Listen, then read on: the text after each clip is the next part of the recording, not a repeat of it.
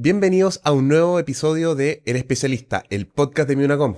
El día de hoy tenemos a una invitada muy especial, muy cercana, que también ejerce una especialidad que es todo un misterio, neurología. Así que acá les dejo con la Lauri Eugenín. Muchas gracias, Seba, por la invitación. Espero que pueda contarles parte de mi historia y que sea de interés para el resto de las personas que están pensando en esta especialidad. Lauri, para los que no te conocen, cuéntanos un poquitito algo de ti.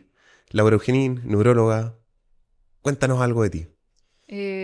Bueno, ejerzo neurología hace ya varios años. Hice una modalidad de especialidad un poco distinta a la habitual, que es la universitaria.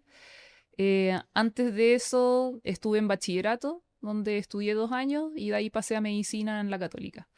Y la especialidad la hice a través de el CONASEM, perdón, en el Sotero del Río. Así que esa es como mi historia académica, por así decirlo.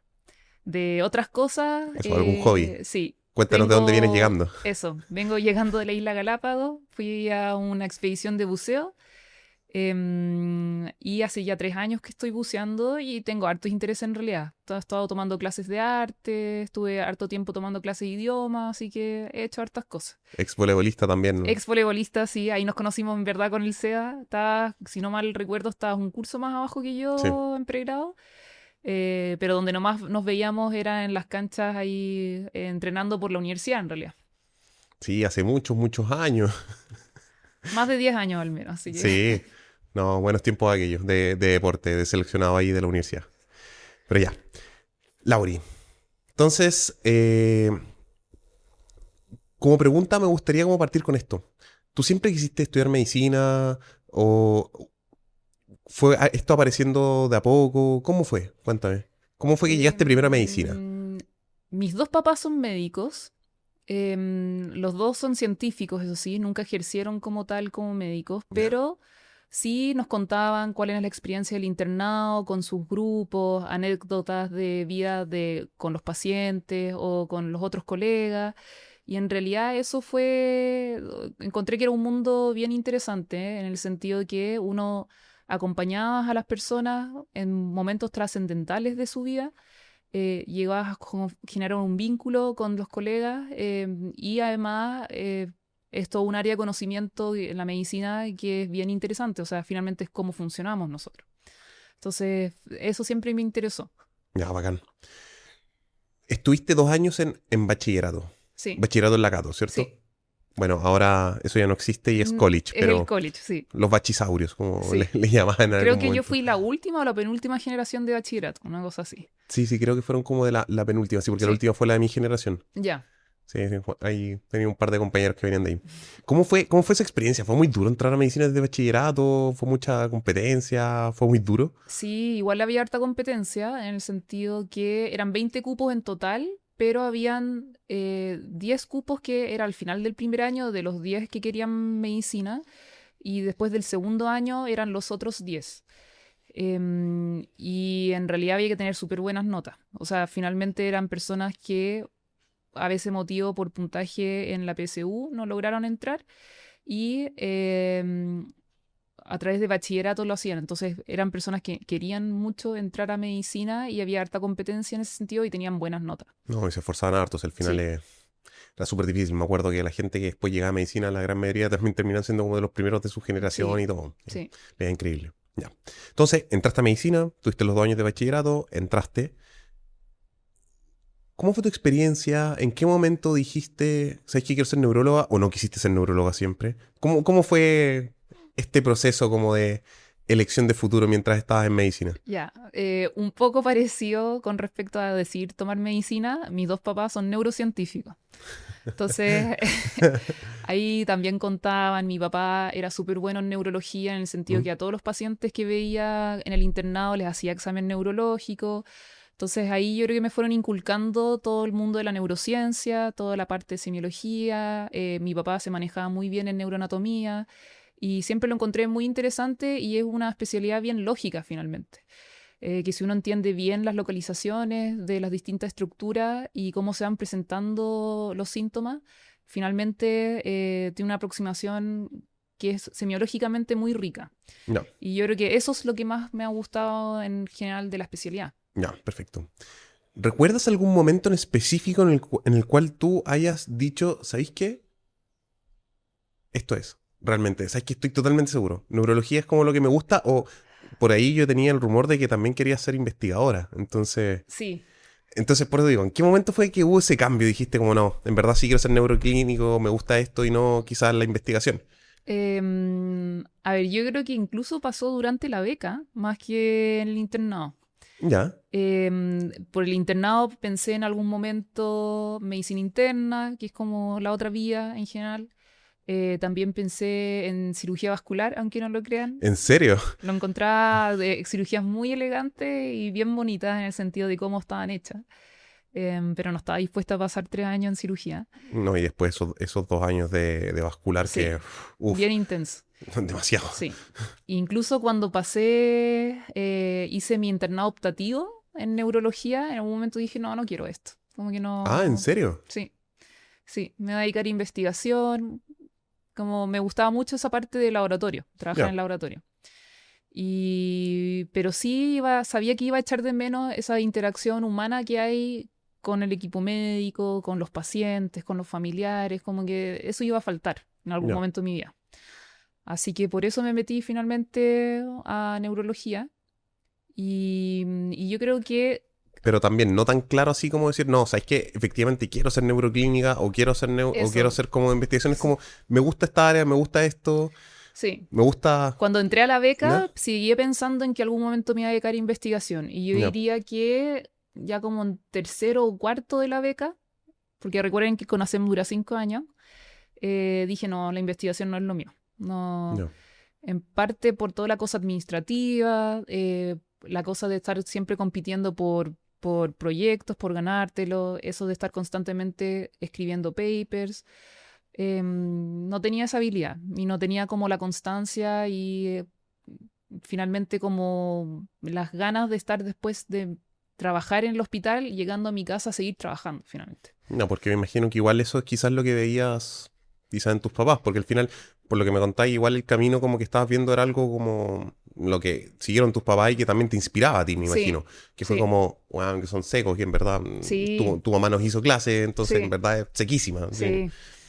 Pero uno los veía, o sea, sí hacían otras cosas en la casa, nos sacaban harto cuando chicos, sobre todo a pasear a parques nacionales y cosas así, o sea, pero se tenían que hacer mucho tiempo y tenían que trabajar harto todavía en la casa después. Y la verdad, tengo hartos intereses, como contaba al principio, y prefiero mi tiempo en esos intereses, como antes de estar siguiendo en el trabajo, en realidad. No, está bien, lo encuentro perfecto. Sí, creo que fue, no sé, mi forma de ver como una buena quizá elección, pero ahí depende también de los gustos de cada uno. Sí, po. Oye, ya, entonces pasó esto que estuviste en medicina, también tenéis como el ejemplo de tus papás, que te gustaba la neurología, te gustaba la ciencia, está esta disyuntiva que después se resolvió en la beca, que de ahí vamos a llegar a eso. Al momento que tú ya dijiste, ¿sabes qué? Tengo que postular a la especialidad. ¿Cómo fue ese momento? ¿Cómo fue la preparación? ¿Cómo fue la preparación para la UNACOM? Porque algo también es importante que lo mencionemos. Y después de eso, ya ¿cómo seguiste la opción de la beca que tomaste? Que yo creo que eso quiero preguntarte. Sí. Bueno, en sexto, séptimo hacían hartos talleres como tipo en UNACOM, algún profe o algo que nos iba haciendo preguntas, nos presentaban casos. Compré algunos libros también del Board de Estados Unidos, que también son tipo de preguntas finalmente, o del USMLE Mm, más que nada, más que el Board. El Board ya es de especialidad, pero el sí, USMLE. Que habían preguntas tipo, y nos juntábamos un grupo de vez en cuando a estudiar también, como a preparar preguntas, cosas así. no. Más que nada eso. No solo fue una preparación así como con amigos, viendo preguntas quizás más avanzadas, se podría decir, Sí, porque si son las del USMLE, igual es, ¿eh? sí. En sentido, Pero quizás, más que nada orientada a la parte clínica, no, tampoco nos preguntan tanto de la parte de medicina básica ni nada. Sí, no, perfecto. No, pero fue básicamente eso. Esto era un poco materia, la ayudantía, resolver preguntas, sí, etcétera. Perfecto. Perfecto, perfecto. Entonces ya, agrupaste esas cosas, te preparaste. Bueno, nosotros en la UNACOM era simplemente aprobar, reprobar, no como ahora, que no sé si cachai, que efectivamente es importantísimo para las eh, postulaciones. sí, Sí, por el porcentaje creo y como el nivel con respecto a su universidad les dan el puntaje, sí.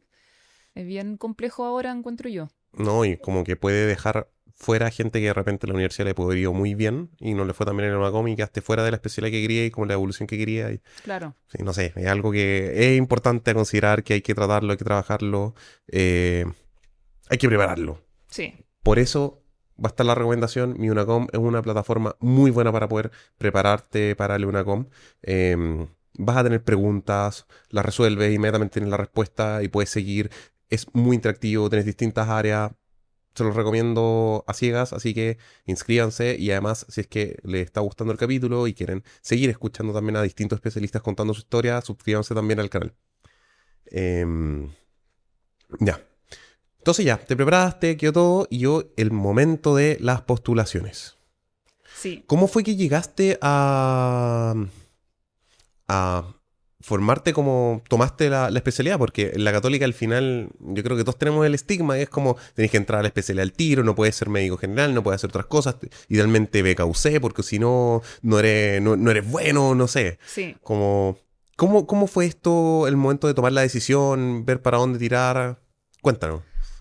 A ver, yo recuerdo de sexto y sobre todo séptimo, cuando uno estaba tomando estas decisiones, como un periodo de muchísima angustia en realidad. Mucho estrés, mucha ansiedad, del qué dirán si es que no quedo, qué dirán si es que postulo acá, cómo son las otras, porque uno tampoco conoce otras universidades, uno no sabe cómo son las escuelas en otros lados. Em, yo hice mal, creo yo, en el sentido de que postulé solamente a la católica. Así que eso no lo hagan, chiquillos. Les sugiero que si quieren realmente una beca universitaria, postulen a todas las que puedan. Si finalmente el estudio depende mucho de nosotros mismos, no de quién nos va a entrenar o quién nos va a preparar finalmente. Sí, al final yo creo que muchas veces el campus te puede ayudar, como el currículum, pero es verdad, muchas veces tanto al médico como al especialista va a depender de cada uno, que tanto te esfuerce y cuánto le pongáis en verdad en el día a día. Sí. No cachaba eso, he postulado solamente a la Cato. O sea, So- fue como, no, la Chile no existe, la U de Conce no existe, U de Valpo no Nada, existe, yo como, no, postulé solamente a la católica y además a la beca facultad. ay, ni siquiera el CONICET. No, así muy cerrada en Eso, eso. no, no existe nada más. Sí. Eso, Y no quedé. Sí, por eso tomé la otra vía. Y ahí gente de neurología del Sótero se enteró que no había quedado y estaban abriendo un concurso para una beca CONASEM de neurología. ¿qué es una beca CONASEM? Cuéntale a los chiquillos que no saben de eso. Ya. El CONASEM en realidad es la institución que reconoce todas las especialidades de todas las personas, ¿ya? De los médicos. Y en lo que consiste la beca CONASEM en sí es que si tú trabajas al menos 5 años relacionados a un servicio, te reconocen como especialista de eso después de dar una prueba. Una prueba que te toma alguna de las escuelas, o la Católica, o la U de Chile, o algún otro centro. ¿Y por qué nació? Esto nació en realidad hace 30, 40 años o más incluso, por la falta de especialistas en el país. Entonces, cuando uno trabajaba 5 años relacionado al servicio, lo que hacían ahí es después de la prueba reconocerte como especialista y que eras apto para seguir trabajando como en esa especialidad. Ahora, se han profesionalizado harto las becas CONASEM en el sentido de que, por ejemplo, yo soy de medicina interna también, del CONASEM en el Sótero, que Se vienen urgencias. el de urgencia también, que va a empezar ahora en mayo, Mm. entiendo yo. Sí. También estructuradas en el sentido que tienen las distintas rotaciones, igual que una especialidad o alguna beca hecha por universitaria. Yo por lo menos pasé por todas las subespecialidades de neurología, perdón, y en más tiempo. ¿En qué sentido? Que como dura 5 años, en vez de 2 meses de epilepsia, tuve 4 meses de epilepsia. En vez de 2 meses de neuromuscular, tuve 4 meses de neuromuscular.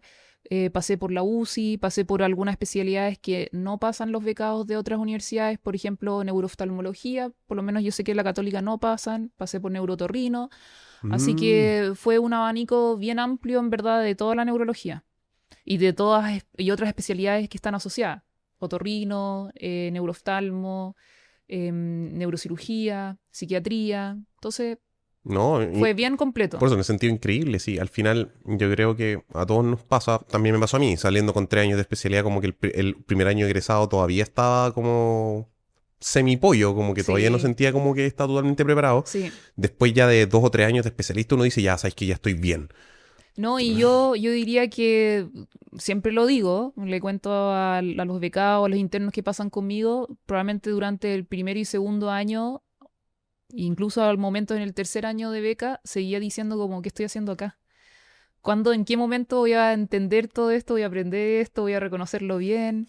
¿En qué momento de saber de la neurología? Sí, pero no, uno lo logra. Ya, entonces, eso es la beca Conocem. Entonces, la beca Conocem básicamente tienes que estar estos cinco años, estás estos 5 años y después tienes que rendir una prueba. Sí, Ahora, también depende del lugar, porque también hay hospitales que tienen esto súper estandarizado, que tienen un programa, que tienen pruebas cada 6 o 12 meses, y que en verdad tú decís, ¿sabes qué? En verdad sí salís como especialista y quizás sí. igual o mejor formado de repente que de alguna otra facultad asociada a una universidad. Pero ¿cómo fue esa decisión? Porque me imagino que, está bien, no quedaste en la BQC que tú creías que ibas a quedar, que estabas ahí, tenías como todos tus fichas puestas y salió esta opción de la beca Conocem. ¿Cómo fue esa decisión? Ese momento de decir como, ¿qué pensaste tú? ¿Qué te dijeron tus cercanos? ¿Qué te dijeron tus amigos? Porque también es una decisión difícil y más que, pucha, lamentablemente la católica es súper exitista, como que si tú no lográis la cuestión es como, fracasaste, Sí, ándate a la yo universidad. debo admitir que harto tiempo me sentí un poco que había fracasado, como en la carrera, por así decirlo, por no haber quedado en la católica y en neurología. Pero en realidad, después mirando, y sobre todo mirando hacia atrás, me doy cuenta que las personas, bueno, eran los mismos profesores finalmente, o los mismos docentes que habían en un lugar y otro. Se estaba desarrollando harto la neurología en el Sótero, o sea, mientras yo estaba en la beca se creó la UTAC, que es el intermedio Mm. neurológico. Había harto desarrollo, había de todos los especialistas. Yo siempre sabía que a mí me costaba estudiar en el sentido que me desconcentraba rápidamente, me costaba seguir el foco, hacía muchas otras actividades. O sea, durante todo este periodo en realidad yo no dejé de entrenar voleibol, por ejemplo, hasta que me lesioné, que fui obligada a salirme de eso Mm. un tiempo. Pero siempre buscaba hacer otras cosas, entonces la gracia del CONASEM es que son 22 horas que te pagan y te pagan como una comisión de estudio, te pagan un poco más de tu sueldo y igual me daba tiempo eso para hacer mis otras actividades que me interesaban. Solamente entonces tu formación eran 22 horas diurnas. Ah, Ese es el paréntesis, para los que no contrato. saben, son 22 horas diurnas, o sea, de 8 a 5. Es decir, no todos los días, sino cuando tenéis que cumplir 22 horas de lunes a viernes. Claro, o el 22 lo puedes juntar en varios, o sea, en unos pocos días, o si vas todos los días, que era mi caso, es de 8 a una y Uno. media, 2 de la tarde. ¿Y no tenías que hacer turnos o cosas En así? ese momento todavía no. Empecé a hacer turnos cuando estaba pasando de segundo a tercero. Ah, ya, perfecto. Sí, empecé haciendo turnos de reemplazo en la UTAC y algunos turnos en la urgencia, porque antes neurología no teníamos turno en la urgencia. O sea, empezó en la urgencia, después cuando se creó la UTAC, todos los neurólogos subieron a la UTAC y la urgencia solamente había alguien en su 22, en su horario diurno resolviendo las cosas. Y ahí nos ofrecieron como a los becados, a mí y a los becados de la Católica, hacer unas 12 horas honorarios el sábado o el domingo para poder ir avanzando. Mm, Y de ahí se logró contratar al segundo neurólogo de turno, que empezamos ahí a llenar los cupos que habían en la urgencia. ya. Ya, o sea, en ese sentido, igual era como en la formalidad, no era tanto tiempo el que te ocupaba asistencial, porque eran 22 horas en teoría, en el papel, porque muchas Sí, veces no se cumplían o esas sea, 22 yo horas. varias veces me fui a las 7 de la tarde para dejar todo resuelto. Pero sí estaba la posibilidad de irte antes, entre comillas, y Ya. poder estudiar en la casa. O sea, en ese sentido, igual quizás se acomodaba un poco más, quizás prolongáis un poco los años, pero con una sobrecarga quizás horaria no tan fuerte. Claro, justamente. Ya. Bueno, igual es interesante de repente, porque uno puede decir, ya está bien, son 5 años, pero pucha, si pensamos en el, en un pavo habitual, son 3 años y después tenéis que volver 6 años y constantemente estáis con un 22, 28. Es Sí, como 50 horas a la semana constantemente. sí. Ahí, bueno, muchas veces dependía de la rotación, pero había rotaciones que salía tarde, como si tuviese un 44, pero esa también es la idea de esta asignación de estudio. Y esa asignación de estudio a uno le exigía, entre comillas, devolver 3 años en el servicio, o sea, en Ya. neurología. O sea, en total 8 versus 9, Sí, que justamente. es lo que es la vía habitual del pago por servicio de Sí. salud. Y si a uno le acomoda más tener más prolongado, porque yo por lo mismo me concentraba rápido, me costaba avanzar en el estudio y todo, como tenía el doble del tiempo en general de las rotaciones de las subespecialidades, me acomoda harto eso. ¿Ya? Porque iba aprendiendo como en el camino, finalmente. Y eso también igual te digo, quizás, no sé si decir una mayor fortaleza en el sentido de que tenéis más tiempo, podíais aprender más y podéis quizás aprender en mayor profundidad, sobre todo las especialidades. Y Sí. las subespecialidades dentro de cualquier especialidad no las vemos, como, o las vemos un No, no. poquitito, no sé, en mi caso, no sé, pasamos por cardio, ¿qué? 2 meses, pasamos por la UCI 2 meses, por neuro, con suerte un mes. Sí, es una pincelada Sí, finalmente. es como, conócelo. Sí. En cambio, tú pudiste quizás como estar metido, si estáis 4 meses metido efectivo en epilepsia, como que después ya no es tanto el susto como... Sí. Sí, y uno va interiorizándose en la forma de pensar, porque igual los distintos subespecialistas tienen una forma distinta de examinar o aproximarse a sus patologías y todo, entonces eso también ayuda harto. Bacán. Entonces, estuviste ya, tomaste la decisión, fue difícil, fue complicado, pero después ya en el camino fuiste viendo que tenía sus pros y sus contras el estar Sí, acá. Em, ¿Cómo fue esa evolución de esos años como durante la especialidad? ¿Cómo, si tú pudieses describir, porque en las becas tradicionales siempre está el primer año como que es súper difícil, la pasáis mal, no entendís nada, no entiendes por qué estás haciendo esto, quieres, decir, como en broma, pegarte un tiro constantemente, en segundo como que estáis en la distimia y pena, y en tercero como que ya pasáis y todo es mejor y brilla y sales y eres especialista y todo es feliz. ¿Cómo tú tomarías estos 5 años para ti? ¿Cómo fue la evolución durante esos 5 años? ¿Y qué cosas puedes rescatar también? yo lo que puedo rescatar, bueno, ¿cómo fue la evolución? Me pasó un poco lo mismo de los primeros 2 años, muy confundida, aprendiendo todos los días términos nuevos. Yo creo que estamos al debe acá, todas las universidades en general con neurología, porque finalmente yo siempre sentía que estaba estudiando medicina de nuevo, de la cantidad de cosas nuevas que uno estaba viendo, aprendiendo y con sus diferencias con el sistema nervioso central. Neuro es un misterio. No es tan misterioso. Y, y de ahí yo creo que mi punto de quiebre probablemente fue cuando empecé a hacer turnos sola. Estando en la UTAC, me toca hacer turnos como neurólogo, siendo becada, siempre supervisada en el sentido que si tenía duda o cualquier cosa tenía a quien llamar Ya, de mis perfecto. colegas, actuales colegas, pero en ese momento mi staff. Y, pero sí estabas obligado a tomar decisiones solo en ese momento. No podías estar llamando cada media hora todo el rato, todo el turno. O a las 3 de la mañana ahí cuando te Sí, llega el código stroke es como, hoy me queda la duda. sí. Entonces, ahí como que uno se va empoderando de lo que uno conoce y se da cuenta, ¿sabes qué? En realidad entiendo más de lo que pensaba. O qué bueno que todo lo que he estudiado o todo lo que me he enfrentado me ayudó a diagnosticar bien a este paciente o a tomar una buena decisión de dejarlo. Y ahí más con el tiempo después uno tiene herramientas para decir, ¿sabéis qué? Puedo dar de alta a esta persona y estudiarla ambulatorio y después citarla antes si es que tengo dudas, pero a uno le da tranquilidad. Y yo creo que el Sotero del Río también es muy buena escuela en el sentido que se ve mucho paciente, que eso de repente es cansador, pero se ve mucho paciente y tienen de todo tipo de patología. O sea, y tenemos todo tipo de estudios finalmente. Literal, vemos de todo. Vemos de todo. Literalmente. De todo y ni siquiera patologías así puras, solitas, sino siempre combinadas con alguna, 2 o 3 patologías descompensadas que complican más todavía el Eso, caso. como que la presentación clásica como que no existe. No, no, No. no. Y sobre todo en urgencia, que es donde más estás ejerciendo ahora actualmente. Sí. Bueno, detalles. Em, Pero ese quiebre fue como en tercero, ya, cuando empecé a hacer turnos sola. Y de ahí los últimos años, en realidad, como ya tenía mi cargo en 28, que eso es pagado, por si acaso, no es parte de la beca en sí, sino que te pagan ese cargo o los honorarios que uno hace. Y ahí yo creo que ya estaba tan habitual al sistema y ya había agarrado bastante confianza en mí que me tocó muchas veces estar a cargo de becados de tercero de la Católica, tomando decisiones en la urgencia, por ejemplo. ¿Ya? Así que Y tú todavía no eras neuróloga, estabas ahí como en cuarto, quinto. sí, estaba terminando Mm, ya. Y yo creo que eso también ayudó a que el proceso después de hacer staff fue como bien fluido, en el sentido que no dejé de hacer algo muy distinto a lo que hacía. no, Pero ahora ya siendo neurólogo. no. Pasaron los 5 años.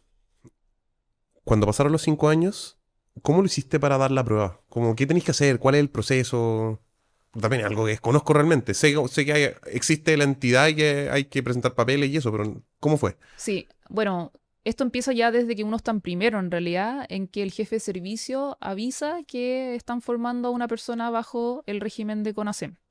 Y lo avisa a CONASEM como tal. No. Tienen que mandar una carta, uno firma un contrato de las 22 horas como contratado en el servicio. Y hay un periodo también de postulación y de veces que tú puedes fallar las pruebas, No. ¿ya? De ahí terminando los 5 años, también después se manda de nuevo el papel de que ya la persona cumplió su periodo de formación. Y sí, la desventaja, creo yo, respecto a otras cosas, o sea, a las otras especialidades universitarias, sobre todo, es que yo me demoré como 2, 3 años en que me dieran fecha para la prueba. Espérate, te demoraste 2 a 3 años Sí, incluso terminé mi devolución antes. de ser neuróloga. Sí. Ahora, se sumó que fue periodo de pandemia. Ya tienes ese punto Sí, como que yo creo que todo se cerró nomás, todo pero se cerró un montón de tiempo y, bueno, causas por lo menos internacionales de mucha inmigración de especialistas también que tenían que dar la prueba, entonces también se disparó el número de personas solicitando dar la prueba. mm, Para que sepan, chiquillos, este es el mismo organismo que eh, convalida las especialidades de los médicos que son extranjeros y que vienen y quieren ejercer acá en Chile. Entonces uno caía en el mismo pool, ya, finalmente. da lo mismo, es como, no, yo es para ser neurólogo, da lo mismo, él también es como médico, también tiene que hacerlo y me ocupa la misma cantidad de tiempo, no tenía un espacio reservado por ser especialista chileno. No, no, no. Oh, No, sí, ya, incluso cuando fui a dar la prueba escrita, yo era la única chilena. ah, Sí. perfecto, se entiende entonces, Sí, entonces se demoraron harto, pero mientras estaba devolviendo, mientras estaba trabajando en el sótero, o sea, no cambió mucho mi vida, en verdad. ya. Y actualmente ya sí eres neuróloga, Sí, hace unos 2 años ya. perfecto. Por fin. Eso le embarró así como el conocer más largo de la vida. Fueron casi 7, 8 años. Eh, Cuéntame, ¿cómo es ahora tu día a día? ¿Cómo es el día a día de un neurólogo? Cuéntame un poco también tu labor, esto como de neurólogo en la urgencia, que igual no sé si se da en todos los hospitales realmente, pero encuentro que es un lujo que tenemos nosotros. Sí. A ver, mi día a día, yo tengo contrato 22-28.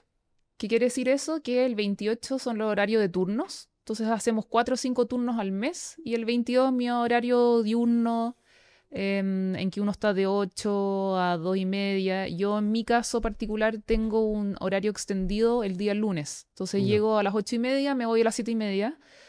Tengo un día libre a la semana, el día de turno, que son 24 horas, y un par de otros días que me voy a las 2 de la tarde a mi casa. perfecto.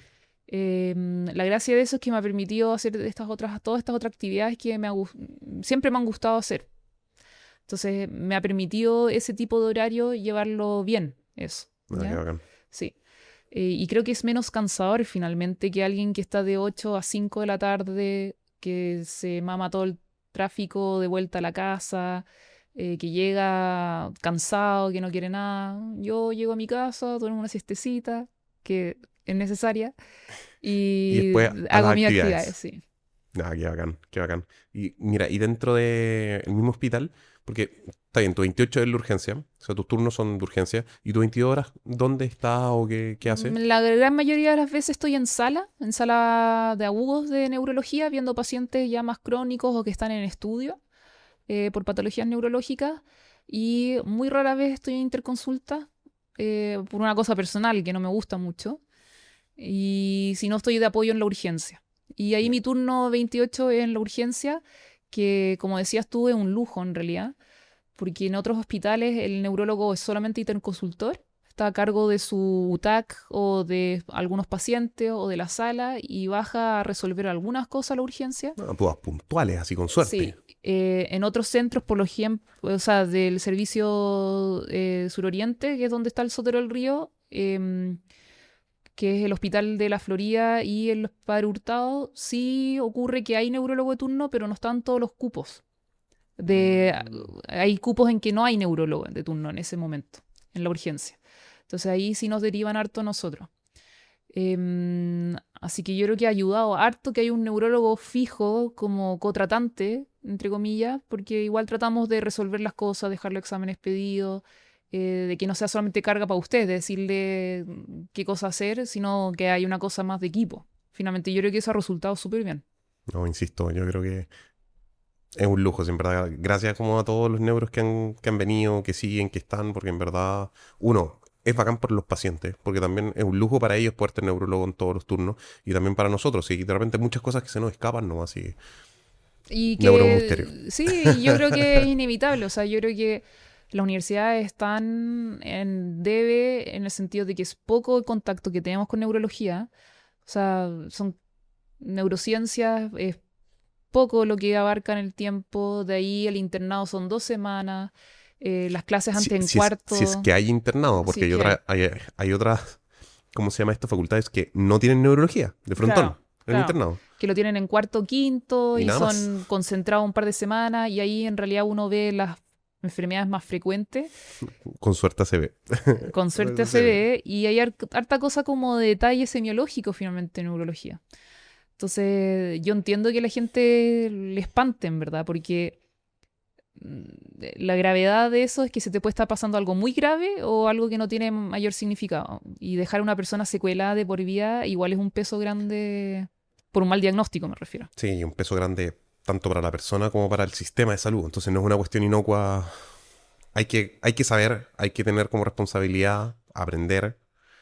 Si al final también es entretenido y tiene lo que tú decías, y como tiene esta cuestión que es muy rico como la semiología y el entender de dónde viene la causa y como quizás después el tratamiento no es tan difícil, pero si haces todo a tiempo y sobre todo en urgencia, puedes salvar vidas realmente Sí, y salvar pronósticos. sí. Ya, Lauri, ahora vamos a pasar a la siguiente etapa de la entrevista, en la cual nos vas a ayudar a responder una pregunta tipo de Lunacom. Perfecto. Shoot. Entonces, yo te lo voy a leer, te voy a dar la alternativa y quiero que me expliques también por qué sería este tu pensamiento, ¿ya? Vamos. Hombre de 31 años acude por dolor cervical intenso durante una actividad deportiva, que se irradia hacia la cara y la zona temporal, y se asocia a cefalea intensa. Al examen físico se observa tosis y miosis en el lado derecho. ¿Cuál es el diagnóstico más probable? A. Infarto vértebro-basilar. B. Disección carotidia. C. Aneurisma cerebral anterior con compromiso del tercer nervio craneal. D. Migraña hemipléjica. E. Parálisis del tercer nervio craneal. Ya. Juegue. Ahí hay varias que pudiesen ser, pero por frecuencia, considerando que además es una persona joven y tiene un factor de riesgo que fue durante ejercicio intenso y finalmente probablemente lo que cuentan ahí es una cefalea ictal, me voy por la alternativa B, que es una disección carotidia. ¿Por qué razón? Uno, las disecciones arteriales en general de cualquier parte del cuerpo son muy dolorosas, ¿ya? Entonces ahí la cefalea muy intensa. Y los otros síntomas asociados que tienen es lo que se llama miosis, que es una pupila que está más chica de lo normal, y la tosis, que es una caída palpebral del lado derecho. Así que eso me orienta a que probablemente eso es un síndrome Horner, ¿ya? Para que sepan los internos que están preparando su EUNACOM. Se llama síndrome Horner y eso está relacionado en general a la disección carotidia, en que pasa a llevar o produce una neuropraxia finalmente de la vía simpática, del lado ipsilateral a donde está ocurriendo la disección, ¿ya? Las otras alternativas no se pueden descartar 100%. ¿En qué sentido? Em, Infartos vertebrovasculares pueden producir un síndrome Horner, pero en general están asociados a múltiples otros síntomas, ya de tronco. Bueno, específicamente hay uno que se llama síndrome de Wallenberg, que puede tener este síndrome Horner, pero tienen dismetría, tienen hipoestesia, pueden tener parálisis facial, menos fuerza a algún lado, tienen singulto, que eso es hipo, incontrolable. Entonces, vértigo, ataxia, dismetría. Entonces, en general, va a tener esa otra conjunción de síntomas, ¿ya? Las alteraciones del tercer par, en realidad uno las puede descartar porque más que miosis y tosis, lo que producen es una midriasis, o sea, la pupila se ve más grande y producen una tosis que no es parcial, sino que es una tosis completa cuando es compromiso del tercer nervio completo, ¿ya? Y además ojo congelado, o sea, Sí, no es no se congelado muere. como tal, pero mantiene la mirada hacia lateral, pero no puede mirar hacia arriba, no puede mirar hacia el lado medial, no puede mirar hacia abajo. Entonces uno espera encontrar esas otras cosas y por eso uno descarta todo el resto. Perfecto, perfecto. En general también, desde el punto de vista de urgencia, paciente de riesgo, cefalea ictal, dolor cervical, joven, lo voy a pedir el angiotac de cerebro y cuello, pensando en descartar una disección Sí, sí. carotilla. Y yo creo que eso está bien como metido en el pensamiento de la gente de urgencia porque nunca se ha pasado una, por lo menos. Hay una como sobre sospecha, pero finalmente están de riesgo que amerita el estudio. O sea, persona joven, se disecó, asociado a deporte, que es de las cosas que puede gatillarlo. Otros son quiropraxia, masajes cervicales, Hacer esto. hacerse sonar el Eso, hacer cuello, esto. No lo hagan. sí, y preextender las arterias. Muchas personas le ha pasado en relación a yoga. Hay algunos casos de gente andando en bicicleta que se giran la cabeza rápido, pueden haberse Oh, disecado. Sí, oh, qué horrible. Por sí. favor, basta, no quiero saber más. Me están limitando muchas cosas. Va a estar así quieto Eso, con... me voy a mover así en bloque. No, en general hay gente que tiene una predisposición genética, alteración del colágeno, cosas así.